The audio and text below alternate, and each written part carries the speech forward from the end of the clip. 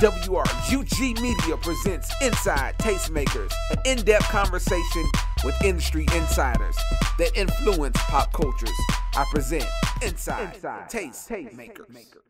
Hey guys, it's Miss Diddy, and you are listening to WRUG Media. I'm so good. How are you guys? We're wonderful. Well, thank you for being our first interview for Inside Tastemaker. So we're going to jump right in and give people a bit of an idea of what it is that you do and who you are, okay? Okay. Awesome. So for those who aren't familiar with you, in your own words, describe the work that you do, Miss Diddy.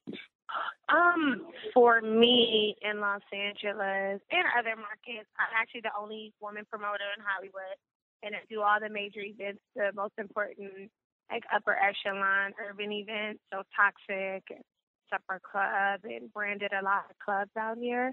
Also deal with brands and helping them get their brands out and marketing plans and artists and just kind of the connect the dots out here. Okay, great. Now, what I'm sure many people who may be interested in promotions may want to know is, do you have any formal training in terms of education as it relates to marketing or something of the similar? You know what? I don't have any formal training, but there's no better training than, the streets. So just working out here and building relationships and being a solid business person is really like the best when it comes to training, Gotcha. Okay, so tell us, how did you get your start in how did I get my start? I actually started entertainment with Kanye West when they started Good Music.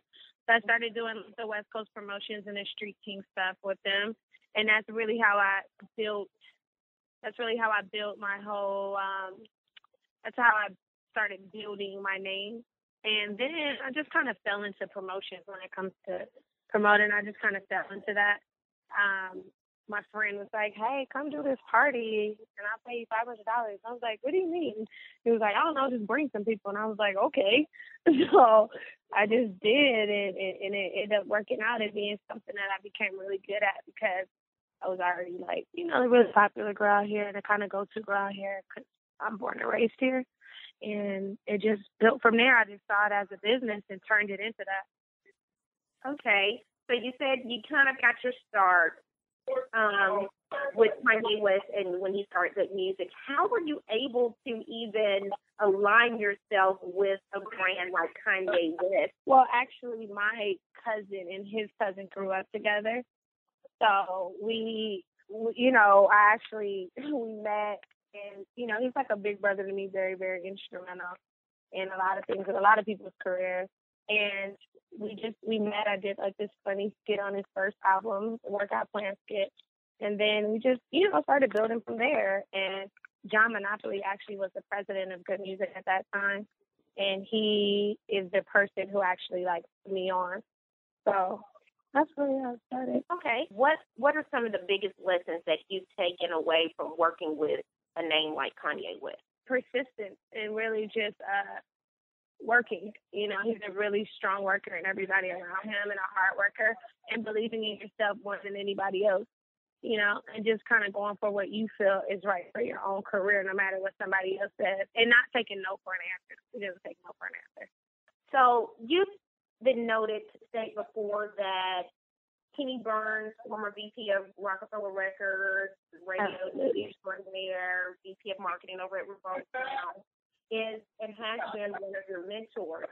What is the best lesson that someone like Kenny Burns has taught you?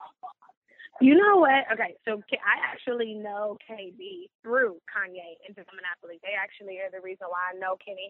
And the first thing that Kenny told me is he said, you're a star, and you don't know it yet, but I'm going to make sure that you know it and that you work in that, that you work towards becoming that and being that,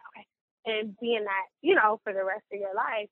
And I said, well, the best advice and the first level of advice he ever gave me was to stay consistent. that the key to success is consistency.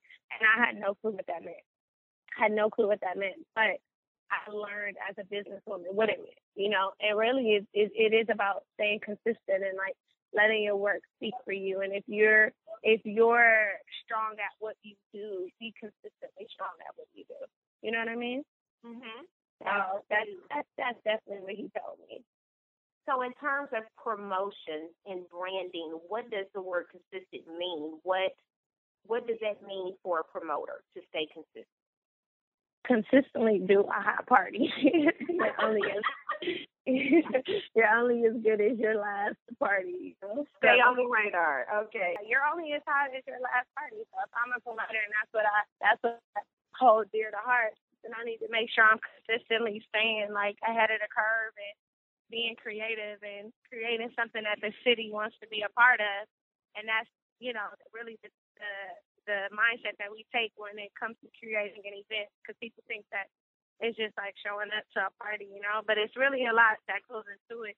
And, you know, like we're in a meeting right now for Toxic. Like people think we just show up on Saturday. Like, we spend hours creating something creative for people to want to come to, you know, and to keep people's attention. So that's part of being consistent when it comes to being a promoter and doing good business.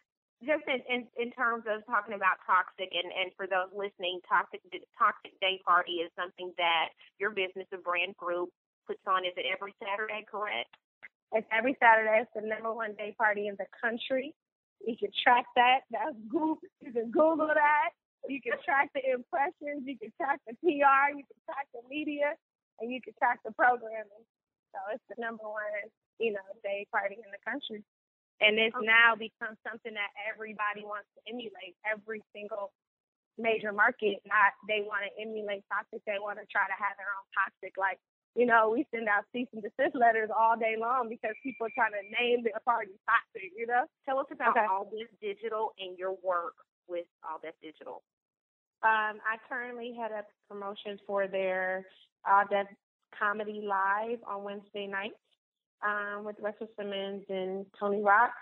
And I do deal in their company. They have All That Digital, which is Russell Simmons' company, and his YouTube channel, and ADM, which is All That Music that Steve Riskin heads up, and ADD52, which is the Samsung deal that they did.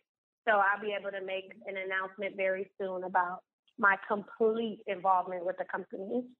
Some other things that we may look forward to. We've had our ear to the streets. We don't know how true it is, so we want to get it from the horse's mouth. Okay. Do we expect to see you on reality TV soon? Perhaps Love and Hip Hop LA? And this is, you know what's funny is, I don't even know if I should share this or not, but the truth. I recently just asked to get removed from the show. Oh. And, right. It's just, you know, sometimes you look at things and it makes sense at the time, and then your brand builds and it just kind of doesn't make sense anymore. So I'd rather create my own, something that I own, you know what I mean? Something that I'm not just completely talent on. And that's something that I can do on my, you know, without being a part of an already done, franchise. Definitely understand what you're saying, because sometimes with reality TV, what we've seen on hand and what a lot of people say as well is you're almost at hand. You're at the hand of the producers. You're almost at the hand of the producers. So you're not exactly, even though you're giving them material, you're not exactly in control of what they do with it. You're not in control of anything unless you own it.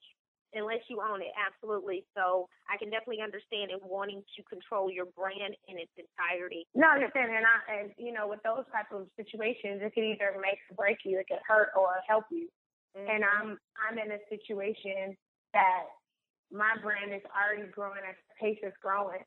So I'll get to where I'm going to get to, whether being on TV or not. It'll just take longer. TV fast track things. You know what I mean? So I respect what they have going on over there, and luckily, and thank the Lord Jesus Christ that I'm in a position that I don't have to, you know, choose things for money or anything like that. So, like, I'm very happy about that. So I think, you know, that I've built strong enough that I'm in that position. and some people aren't, and that's why they do make those type of decisions. So I don't judge anyone that does. It became not for me anymore, you know? Absolutely. Makes perfect sense. Well, that concludes our questioning, Ms. Diddy.